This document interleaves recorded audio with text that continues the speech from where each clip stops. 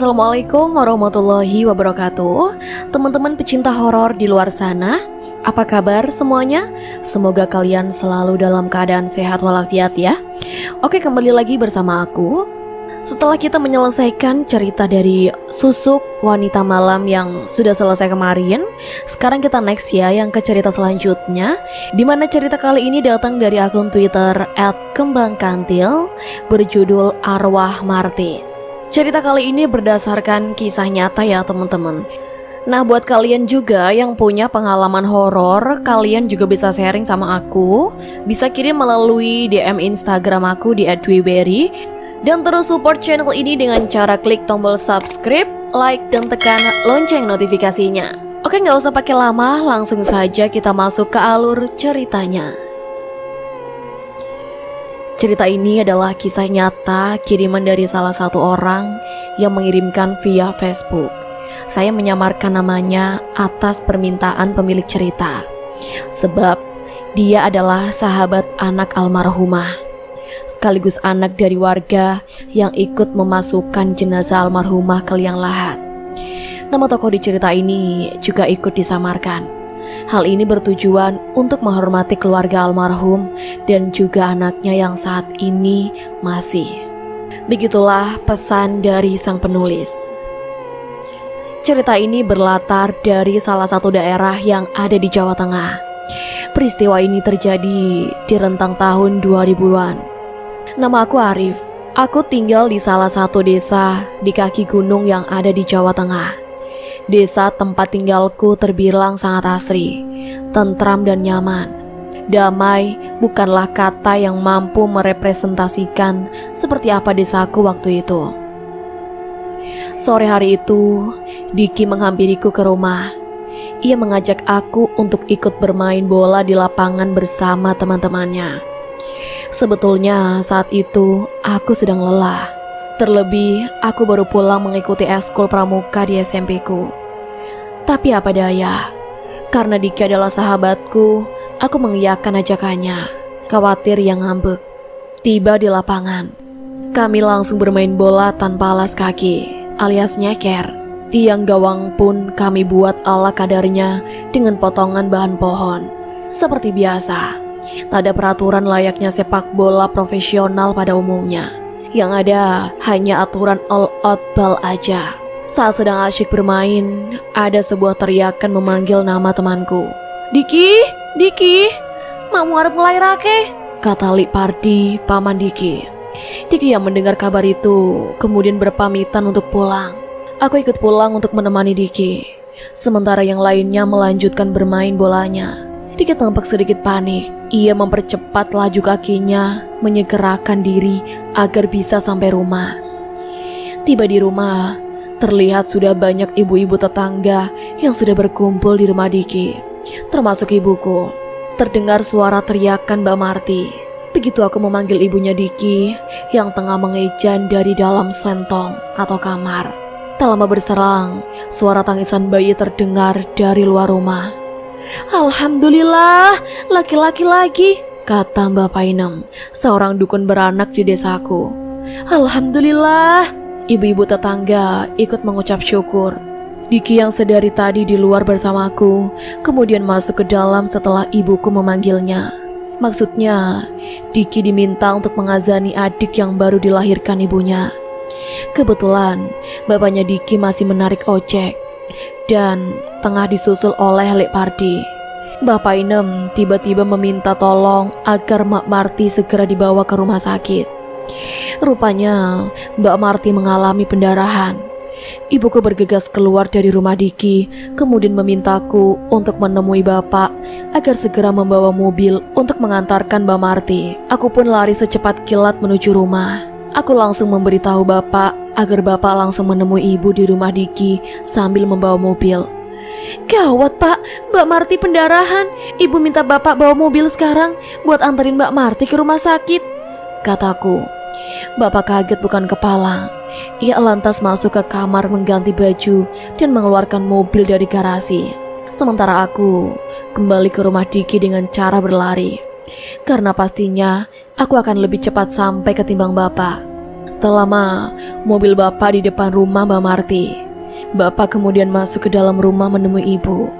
Sejurus kemudian, tanpa banyak bicara, Bapak masuk ke kamar Mbak Warti dan langsung membopongnya menuju mobil.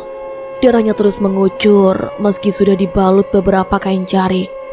Diki mengikuti dari belakang, disusul ibuku yang ikut membawa bayi Mbak Marti untuk ikut juga mendapat perawatan di rumah sakit. Sementara aku diminta oleh ibuku menjaga adikku yang masih kelas 2 SD di rumah. Bapak langsung tancap gas menuju rumah sakit karena muka Mbak Marti sudah memucat, khawatir terjadi apa-apa jika tidak segera sampai di rumah sakit. Tak berselang lama, bapaknya Diki pulang ke rumah. Raut mukanya terlihat cukup khawatir. Ia kemudian menanyakan kondisi istrinya ke ibu-ibu yang masih berkumpul. Dijawablah oleh ibu-ibu itu jika istrinya mengalami pendarahan dan dilarikan ke rumah sakit oleh keluargaku. Uang dari mana ya Allah? Tiba-tiba Mas Trimo, suami Mbak Marti, mengatakan itu dan menyalakan motornya lagi untuk menyusul ke rumah sakit. Aku yang mendengar keluhan itu langsung pulang ke rumah. Tiba di rumah, aku menelepon Bapak. Aku meminta tolong agar Bapak membiayai biaya rumah sakit Mbak Warti dengan menjelaskan beberapa alasan. Bapak pun menyetujuinya. Persetujuan Bapak yang menimbang-nimbang lagi tentu sangat beralasan. Apalagi Mbak Marti sebelumnya pernah dekat sekali dengan keluargaku. Ia sempat bekerja sebagai ART di keluargaku dan pernah mengurusku saat aku masih kecil. Inilah yang membuat hubunganku dengan Diki semakin erat. Teman tapi seperti keluarga kandung sendiri. Setelah mendapatkan transfusi darah, kondisi Mbak Marti lambat laun semakin membaik. Ia pun sudah bisa menyusui bayinya di rumah sakit. Setidaknya 8 hari ia menjalani rawat inap di rumah sakit sebelum diperbolehkan untuk pulang. Hari demi hari berjalan seperti biasa hingga hari syukuran pemberian nama adiknya Diki tiba. Layaknya kehidupan di desa, ibu-ibu tetangga ikut membantu memasak dan acara syukuran. Ibu-ibu tetangga ikut membantu memasak untuk acara syukuran. Meski syukuran itu dilakukan secara kecil-kecilan. Beberapa jam sebelum acara syukuran dimulai, Mbak Marti izin untuk ke sungai yang tak jauh dari rumahnya. Niatnya hanya untuk buang air besar atau BAB dan meminta Diki untuk menjaga adiknya. Oh ya, memang waktu itu di desaku masih banyak keluarga yang belum memiliki jamban sendiri untuk keperluan mandi atau BAB. Masih banyak yang menggunakan aliran sungai. Lama tak kunjung pulang, Diki kemudian menyusul Mbak Marti ke sungai. Ternyata musibah menghampiri Mbak Marti. Ternyata ia pingsan di sungai setelah terpleset dan kepalanya membentur bebatuan. Diki pun kembali ke rumah dengan tangisan untuk meminta pertolongan. Mas Trimo kemudian berlari menuju ke sungai. Digendonglah tubuh Mbak Marti menuju ke rumah dalam keadaan masih pingsan. Di kamarnya, kening Mbak Marti dilumuri balsem. Berkali-kali juga hidungnya diolesi minyak kayu putih. Namun Mbak Marti tak kunjung siuman. Hingga akhirnya acara syukuran pemberian nama dimulai tanpa adanya Mbak Marti. Mbak Marti baru siuman setelah acara syukuran berakhir. Ya Allah, mataku kenapa ini? Kakiku kenapa ini? Teriak Mbak Marti sambil menangis dan membuat para tamu syukuran terkaget. Diki dan Mas Trimo langsung masuk ke kamar. Aku yang hadir bersama Bapak ikut menghampiri ke kamar. Bukan tidak sopan, tapi memang keluarga Diki sudah seperti keluargaku sendiri. Ternyata mata Mbak Marti tidak bisa melihat, sementara kakinya tak bisa digerakkan. Kemungkinan akibat dari musibah yang menimpanya di sungai siang tadi. Sore itu juga Mbak Marti langsung dilarikan kembali ke rumah sakit. Tiba di rumah sakit, ia kemudian menjalani pemeriksaan dan menjalani rawat inap selama 3 hari. Di 3 hari rawat inap Mbak Marti, Mas Trimo dipanggil dokter. Ia didampingi Bapak menuju ruangan dokter yang menangani Mbak Marti. Pernyataan dokter cukup mengejutkan bagi Mas Trimo. Mbak Marti divonis lumpuh dan matanya mengalami cedera yang menyebabkan buta sementara. Dokter bilang matanya bisa kembali pulih asalkan menjalani perawatan dan terapi yang baik serta rutin. Namun untuk kakinya, dokter cukup pesimis. Meski semisal dioperasi, tidak menjamin Mbak Marti bisa berjalan normal kembali. Bapak memutuskan untuk membantu.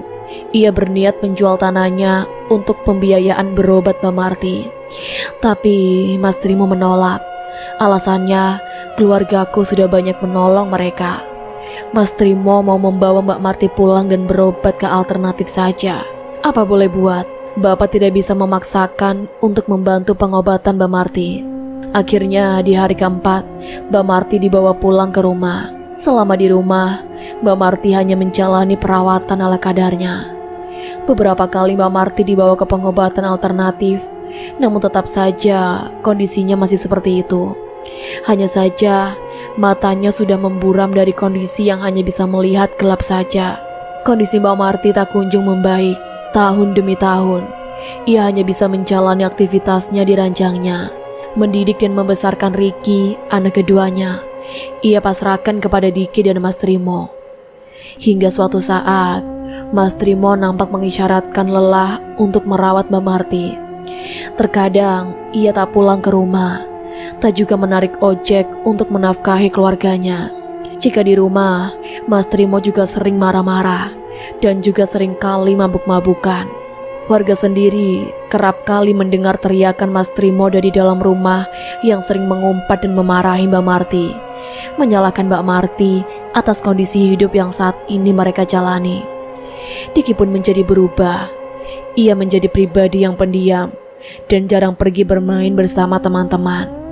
Hari-harinya ia sibukkan dengan kegiatan di sekolah dan bekerja setelah pulang sekolah.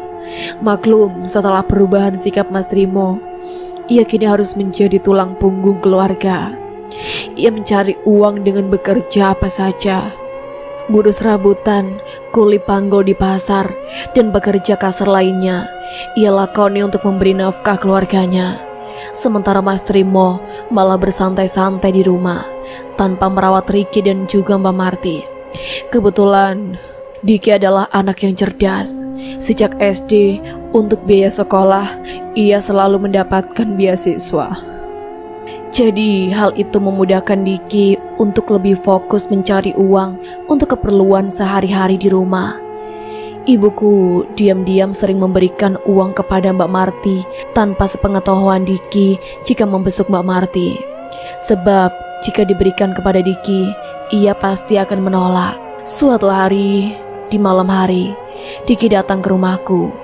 Ia datang untuk menceritakan kondisi keluarganya yang kias memprihatinkan. "Rif, aku capek ngadepin bapak. Kadang terbesit aku pengen bunuh bapak." Ia membuka obrolan. "Jangan gitu, Dik. Gitu-gitu juga, itu bapak kamu. Kamu harus sabar. Pikirin emak dan adik kamu. Kalau ada apa-apa sama kamu, siapa yang mau mengurus mereka?" kataku. "Tapi semakin hari bapakku semakin keterlaluan.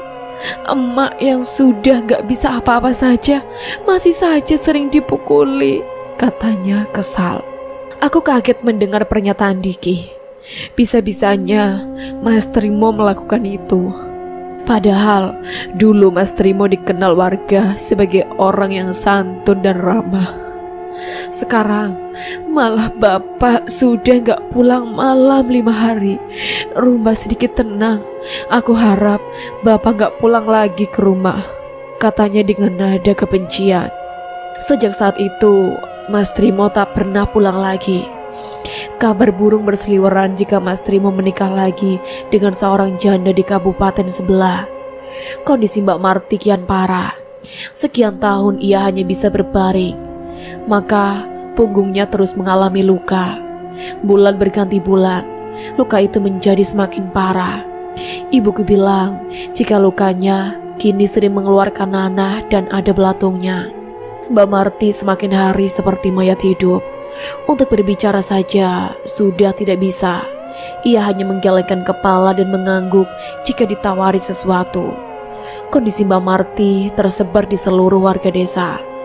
Ibuku yang kala itu cukup disegani di desa kemudian berinisiatif menggalang dana untuk keperluan pengobatan Mbak Marti.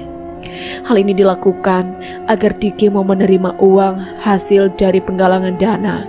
Saat dana terkumpul, ibuku meminta Diki agar membawa Mbak Marti berobat ke rumah sakit. Namun Mbak Marti menolak. Saat Diki meminta agar mau dibawa ke rumah sakit, Mbak Marti malah menggelengkan kepalanya. Ia seperti pasrah begitu saja. 3 hari sebelum Mbak Marti meninggal, Diki kembali datang ke rumah. Kali ini, ia meminta ibuku untuk menjenguk Mbak Marti. Aku yang sedang berada di rumah, ikut mendampingi ibu ke rumah Mbak Marti. Aneh bin ajaib. Setelah beberapa lama mulutnya membisu, Mbak Marti mengucapkan kata-kata perpisahan kepada ibu dan juga aku.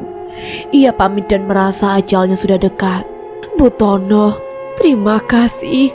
Saya banyak kesalahan kepada ibu keluarga saya, juga terus-menerus merepotkan ibu sekeluarga, kata Mbak Warti. Ibuku hanya menangis sambil mengangguk-anggukan kepala. Suasana itu membuat kami lupa akan terciumnya bau busuk yang cukup menyengat di dalam kamar Mbak Marti. Saya pamit ya Bu. Saya minta keluasan samudra maaf dari ibu. Titip anak-anak ya Bu, kata dia. Air mata ibuku membanjiri pipi. Aku pun langsung memeluk Diki yang sedari tadi memegang telapak kaki Mbak Marti.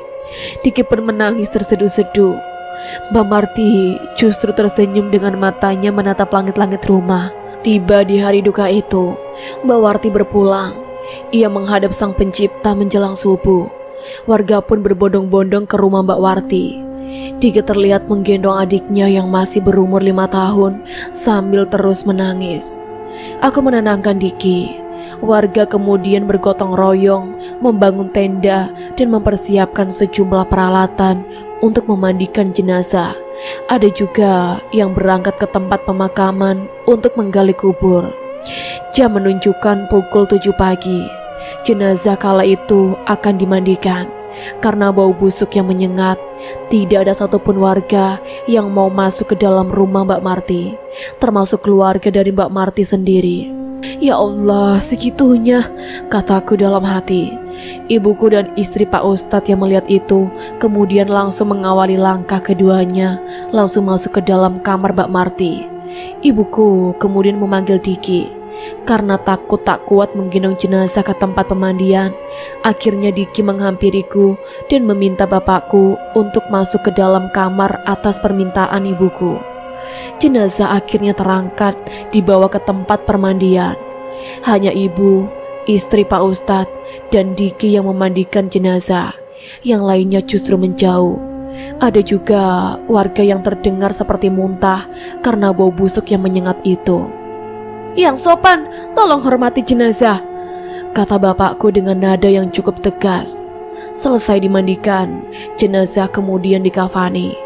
Kali ini pengkafanan jenazah dibantu oleh Pak Ustadz. Selesai dikafani, rencana jenazah akan disolatkan di musola yang jaraknya tak jauh dari rumah duka. Namun, ada satu warga yang meminta agar jenazah disolatkan di rumah saja. Lebih baik jenazah disolatkan di rumah saja Pak Ustadz. Khawatir nanti saat sholat wajib gak ada jamaah yang mau ke musola, kata salah satu warga. Mendengar jawaban itu, bapakku seketika naik darah. Terjadilah keributan kecil waktu itu. Diki yang mendengarnya akhirnya menyetujui agar ibunya disolatkan di rumah saja. Sudah Pak, biar ibu disolatkan di rumah saja. Takut nanti musola bau karena jenazah ibu, ucap Diki sedikit penyindir. Sholat jenazah pun diikuti hanya beberapa orang saja. Keluarga Mbak Marti pun bisa dihitung jari yang ikut menyolatkan jenazah. Hal itu membuat Diki semakin bersedih dan terus-menerus menangis. Rif, dosa apa emak ya? Sampai segininya warga kepada emak, padahal emak orangnya pendiam, kata Diki mengadu sambil terus menangis. Aku hanya bisa menenangkan dan menyarankan agar Diki tak memikirkan hal itu. Sekitar pukul 10 pagi, jenazah akhirnya diberangkatkan ke makam. Lagi-lagi, warga tak juga ada yang berkeinginan untuk memikul keranda. Yang bersedia hanya Pak Ustadz dan bapakku. Aku dan Diki sebetulnya sangat ingin menjadi pemikul keranda. Tapi, jika dibandingkan Bapak dan Pak Ustadz, postur tubuh kami berdua tak sebanding. Astagfirullah, kalian semua mau mendapatkan dosa, tidak mau memperlakukan jenazah dengan baik. Jenazah meninggal, insya Allah husnul khotimah. Beliau sakit, ucap Pak Ustadz.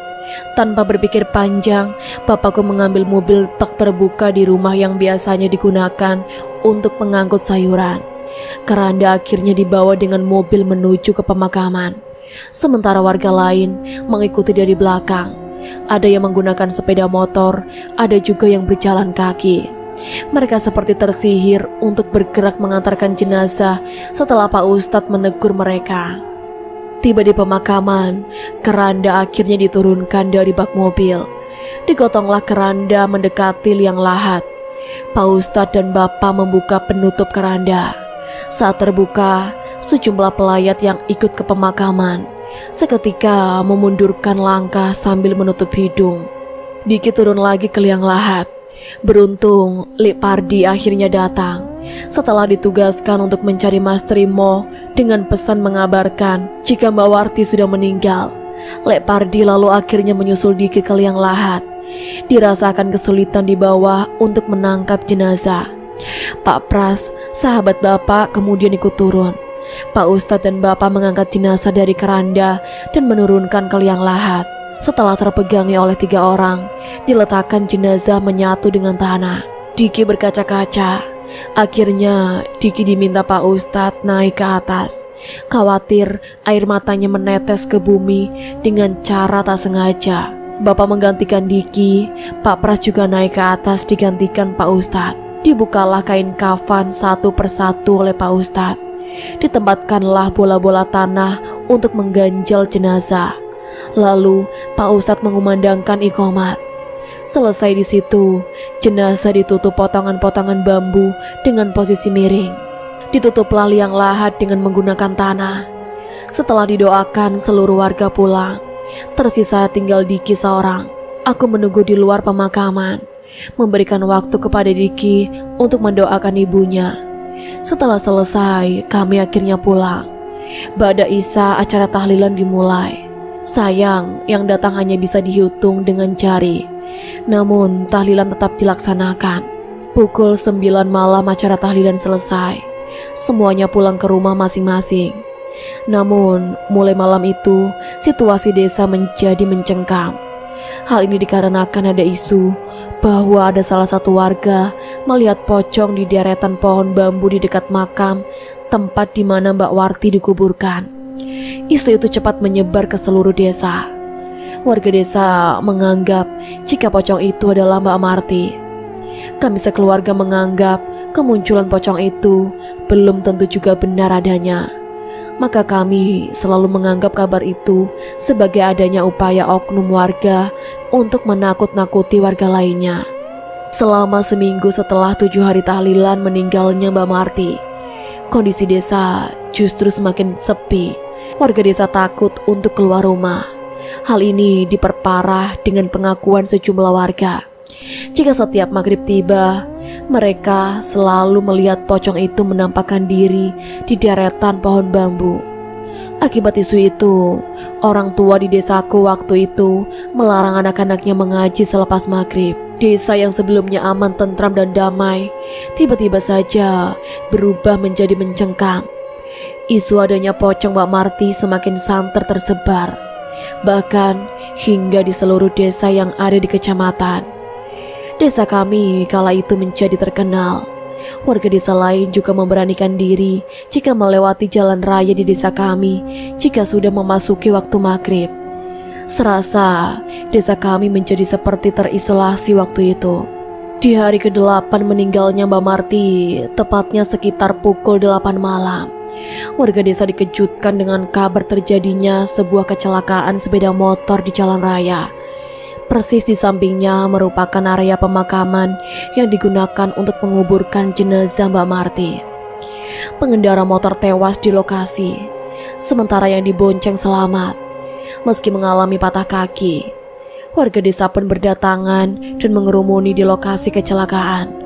Ternyata yang mengalami kecelakaan adalah warga desaku sendiri. Menurut penuturan dari beberapa warga yang ada di lokasi kecelakaan, sebelum mengalami kecelakaan, pengemudi sepeda motor tersebut sempat melihat penampakan sesosok pocong di tengah jalan yang konturnya menikung tajam. Dari informasi yang didapat Pak Kades, pengendara sepeda motor sebetulnya berusaha menghindar agar tidak menabrak sosok pocong tersebut. Malang, mereka justru mengalami kecelakaan. Sejak peristiwa kecelakaan itu, warga akhirnya semakin meyakini jika arwah Mbak Marti tidak tenang dan menampakkan wujudnya menjadi sosok pocong. Arwah Mbak Marti seolah-olah seperti ingin membalas dendam karena banyak warga yang tak peduli terhadap kematiannya waktu itu. Selang beberapa hari, di lokasi yang sama juga terjadi kecelakaan sepeda motor kembali. Pengendara sepeda motor hanya mengalami luka ringan saja. Dari pengakuannya, ia sempat melihat sosok pocong berdiri di deretan pohon bambu di jalan masuk mengarah kuburan. Dengan kejadian itu, Pak Kades akhirnya memutuskan untuk mengadakan ruatan desa sebelum banyak korban berjatuhan saat melintasi jalan tersebut. Ruatan dilaksanakan tepat di hari ke-20 kematian Mbak Marti. Ruatan desa dilaksanakan di lokasi jalan tersebut. Ruatan dilakukan ba'da salat Isya. Tokoh agama, tokoh masyarakat, dan warga desa menghindari acara ruatan tersebut. Sebab penyelenggaraan ruatan ditunjukkan agar warga desa dan luar desa yang melintas jalan tersebut terhindar dari mara bahaya. Sekitar pukul 10 malam, saat acara ruatan berjalan, sejumlah warga desa banyak yang mendengar suara tangisan dari area pemakaman. Mereka berhamburan pulang ke rumah. Khawatir mereka melihat penampakan yang diduga pocong mirip Mbak Marti dan mendapatkan kesialan. Meski begitu, acara ruatan tetap diselesaikan. Namun bukannya malah mereda, teror pocong mirip Mbak Marti semakin menjadi-jadi setelah pemerintah desa melakukan acara ruatan. Warga desa justru semakin mendapat gangguan. Hampir setiap malam, sosok itu mendatangi rumah warga satu persatu. Pocong mirip Mbak Marti selalu mengetuk pintu rumah warga. Warga yang bukan satu RT dengan Mbak Marti mendapatkan imbasnya. Gegerlah warga desa saat itu. Terlebih, ada satu orang warga bernama Pak Sukirman yang mengaku rumahnya diketuk pocong mirip Mbak Marti dan diminta ikut ke kuburan. Saking takutnya, Pak Sukirman akhirnya mengikuti permintaan pocong itu. Di kuburan, Pak Sukirman diminta untuk meminta maaf karena yang bersangkutan saat pemakaman Mbak Marti tidak ikut hadir. Warga pun memberikan penuturan. Tanda jika arwah Mbak Marti akan datang adalah terciumnya aroma busuk. Aroma busuk itu hampir mirip dengan aroma tubuh Mbak Marti saat meninggal. Diki yang semakin resah atas kabar itu akhirnya berkunjung ke rumahku bersama adiknya. Ia menceritakan sakit hatinya yang ia rasakan kepada bapak dan ibuku karena almarhumah emaknya menjadi perbincangan warga desa. Diki sakit hati, Pak De. Emak, mana mungkin seperti itu. Emak itu orang baik-baik. Mana mungkin emak jadi hantu, kata Diki mengadu ke bapakku. Bapak akhirnya menenangkan Diki.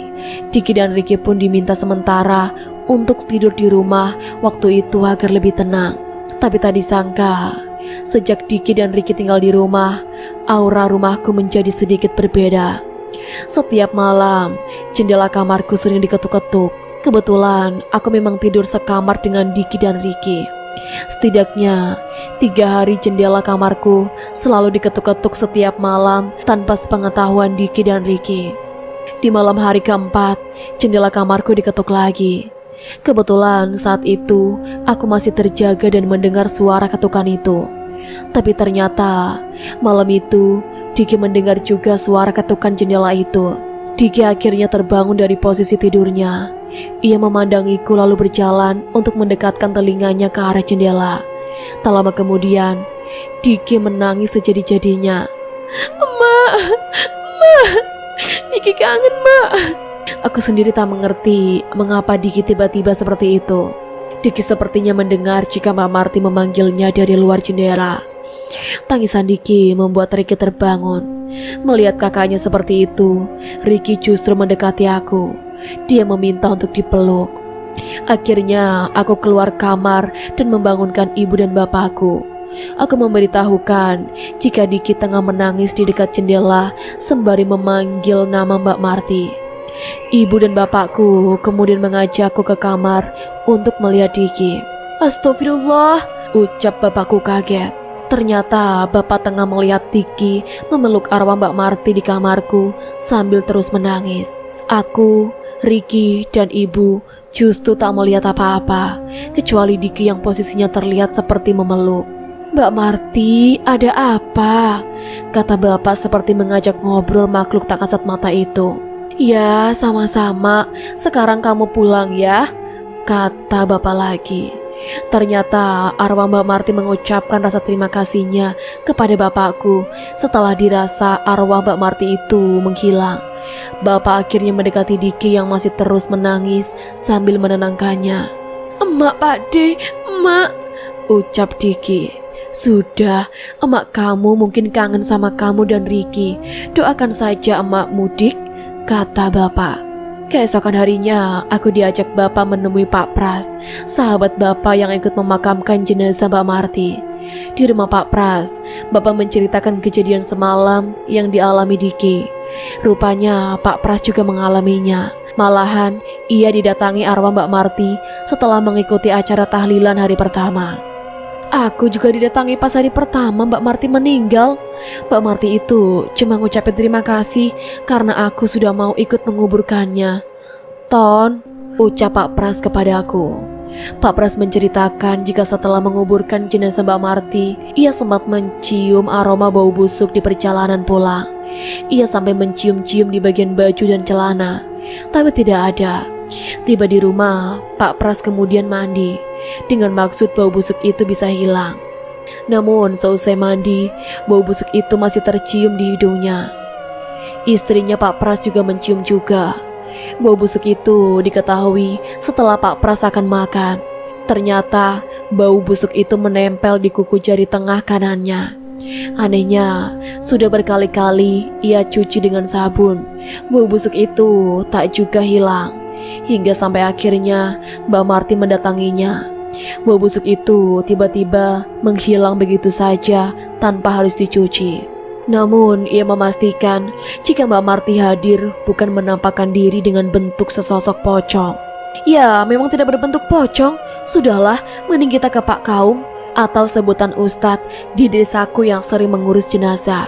Kita tanyakan apa kira-kira yang bisa dilakukan agar arwah Mbak Marti kembali tenang, kata bapak. Akhirnya aku, bapak dan Pak Tono bersilaturahmi ke rumah Pak Ustadz. Di sana bapak menceritakan segala sesuatunya kepada Pak Ustadz. Ternyata Pak Ustadz pun mengalami hal serupa seperti yang dialami oleh bapak dan Pak Pras. Saya tanya kepada makhluk itu, kenapa menghantui warga sekitar? Jawaban beliau karena sakit hati, karena warga tidak memperlakukan jenazahnya dengan baik, kata Pak Ustadz. Pak Ustadz pun membeberkan perihal aduan warga yang kerap diganggu pocong mirip Mbak Marti. Bukan hanya 1-2 orang saja, namun puluhan warga yang mengadu ke Pak Ustadz dan meminta tolong kepadanya. Terus bagaimana Pak Kaum? Apakah ada acara lain agar arwah Mbak Marti tidak mengganggu warga desa lagi? Tanya bapakku. Saran saya, jika didatangi yang warga cukup meminta maaf, karena keinginan makhluk itu hanya satu, warga meminta maaf, kata Pak Ustadz. Pak Ustadz pun menegaskan jika sosok pocong yang selalu mendatangi warga desa bukanlah perwujudan arwah Mbak Marti. Itu hanyalah jin yang sekedar memanipulasi bentuk seseorang yang sudah meninggal dunia. Jadi pocong itu bukan Mbak Marti. Makanya saya sudah katakan kepada warga, kalau didatangi pocong mirip Mbak Marti, bilang saja untuk meminta maaf. Jin itu akan puas jika warga meminta maaf, kata dia. Bapak akhirnya berinisiatif mengajak warga di RT setempat untuk mendatangi makam Mbak Marti. Warga di RT tersebut akhirnya menyetujui inisiatif Bapak yang dengan maksud bersama-sama menyekar sambil meminta maaf pada Mbak Marti. Alhamdulillah, setelah upaya itu dilakukan, teror pocong mirip Mbak Marti berhenti. Dengan kejadian itu menjadi sebuah pelajaran bagi warga di desa kami untuk menghormati dan memperlakukan jenazah dengan baik. Oh ya, saat itu acara tahlilan ke-40 hari meninggalnya Mbak Marti, warga banyak yang datang. Berbeda dengan acara tahlilan hari pertama hingga ketujuh sebelumnya. Meski arwah Mbak Marti sudah tak lagi meneror warga, namun kemunculan pocong di jalan raya yang sering dijadikan lokasi banyaknya kecelakaan masih terjadi hingga saat ini. Setidaknya sudah puluhan pengendara motor yang mengalami kecelakaan di sana. Tentu saja, ini memperkuat keyakinanku jika pocong yang sering menampakkan diri di jalan raya tersebut bukanlah arwah Mbak Marti, namun jin yang menebar fitnah hingga nama almarhumah Mbak Martilah yang menjadi sasaran fitnah itu. Hingga saat ini pula, pengendara kendaraan sepeda motor yang melintasi jalan raya itu masih sering membuang uang logam atau sebatang rokok. Mitosnya, jika hal itu dilakukan, maka si pengendara kendaraan bermotor akan terhindar kecelakaan jika melintasi jalan itu. Lalu bagaimana kabar Diki dan Ricky saat ini? Tentu saja, Diki saat ini sudah menjadi orang yang cukup sukses. Ia sempat bekerja di luar negeri untuk membiayai adiknya sekolah hingga jenjang perguruan tinggi dan untuk membuka peluang usaha. Usahanya berjalan lancar dan sebentar lagi dia akan menikah. Sementara Mas Trimo ayah Diki, keberadaannya tidak diketahui hingga saat ini. Diki dan Ricky pun selalu menganggap jika mereka merupakan anak yatim piatu sejak kematian Mbak Marti. Nah teman-teman, jadi itulah tadi akhir cerita dari arwah Mbak Marti. Semoga teman-teman bisa mengambil pesan dan hikmah yang ada dalam cerita ini ya. Oke teman-teman, aku akhiri dulu sampai di sini. Sampai jumpa di ceritaku selanjutnya. Wassalamualaikum warahmatullahi wabarakatuh.